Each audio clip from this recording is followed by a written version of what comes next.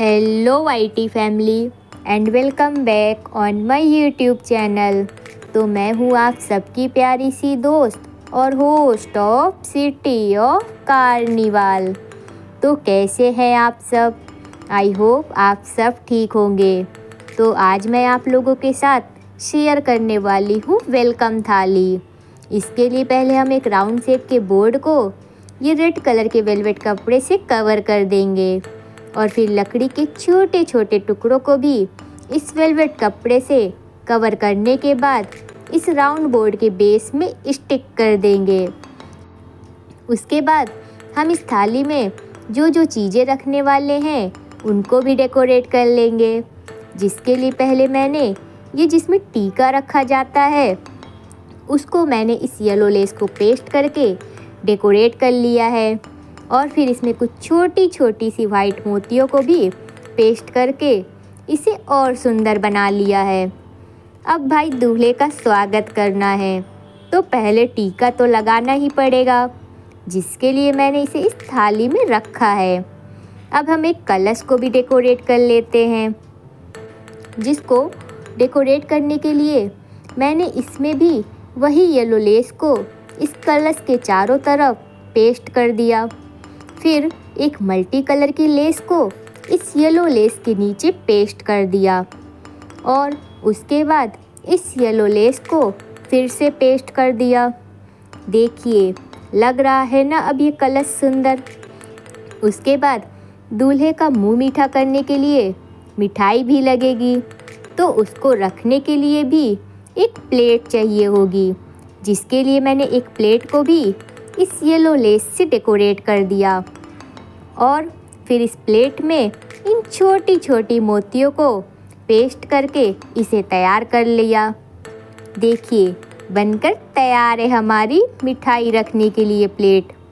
वैसे मिठाई का नाम सुनकर किस किस को अपनी फेवरेट मिठाई की याद आई है, कमेंट्स में बताइएगा मुझे।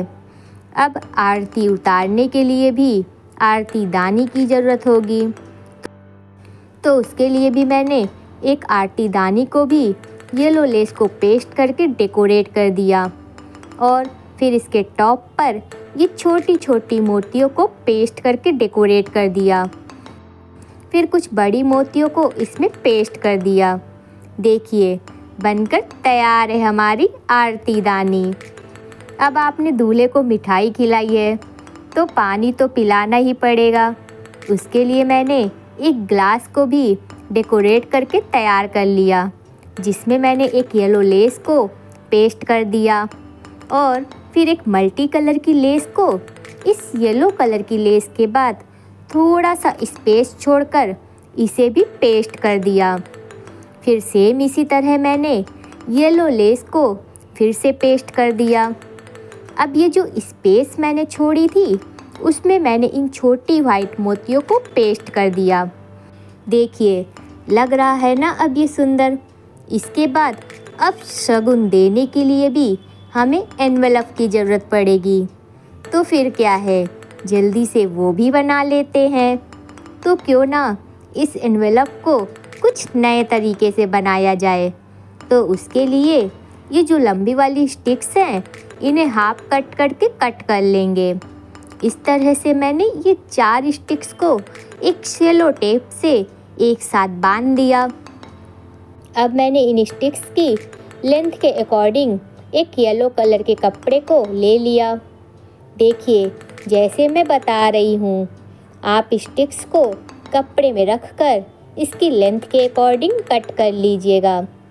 फिर इस कपड़े के साइड्स में ये रेड कलर की लेस को पेस्ट कर दिया। वैसे आप कोई भी कलर की लेस या कपड़े का यूज कर सकते हैं। फिर इन स्टिक्स को इस कपड़े में फोल्ड करके स्टिक कर देंगे, जैसे मैं करती जा रही हूँ ठीक वैसे ही। और उसके बाद इसके दूसरे साइड में एक गोल्डन पट्टी को इसके बॉर्डर्स में पेस्ट कर दिया। देखिएगा जब ये बनकर तैयार होगा तो आप भी ज़रूर बनाएंगे और कहेंगे ये तो बहुत ही आसान है।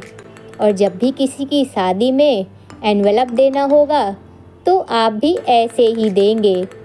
क्यों, सही कहा ना? फिर इसके साइड में मैंने ये इस तरह की पेपर पिन को इसकी दोनों साइड्स में पेस्ट कर दिया। ये इस तरह की पेपर पिन आपको मार्केट में आसानी से मिल जाएगी। उसके बाद इस एनवेलप में ये 500 की नोट को रख कर इसे फोल्ड कर दिया और इसे गोल्डन डोरी से एक नॉट लगाकर बांध दिया। बस बनकर तैयार है हमारा शगुन एनवेलप। क्यों, लग रहा है ना कुछ नया और आसान? फिर मेरे पास ये रखा हुआ था जो मैंने आपको अपनी संगीत थाली में तबला रखने के लिए बनाना बताया था। तो मैंने इसे ये मोती वाली लेस से डेकोरेट करके तैयार कर लिया। इसके बाद मैंने कुछ स्टिक्स को एक रेड कलर के कपड़े में लपेट दिया, जिसके लिए मैंने रेड कलर के कपड़े से रिबन के शेप का एक लंबा सा टुकड़ा काट लिया। आप चाहे तो रेड कलर का रिबन भी यूज कर सकते हैं। और फिर इन स्टिक्स को डेकोरेट करने के लिए इसमें गोल्डन पट्टी को लपेट दिया। इस तरह से मैंने 3 स्टिक्स तैयार कर ली। इसके बाद फिर मैंने एक रिंग को सेम स्टिक की तरह रेड कलर के कपड़े से कवर करके तैयार कर लिया और फिर इसे भी गोल्डन पट्टी से एक नॉट लगाकर इसे और सुंदर बना दिया।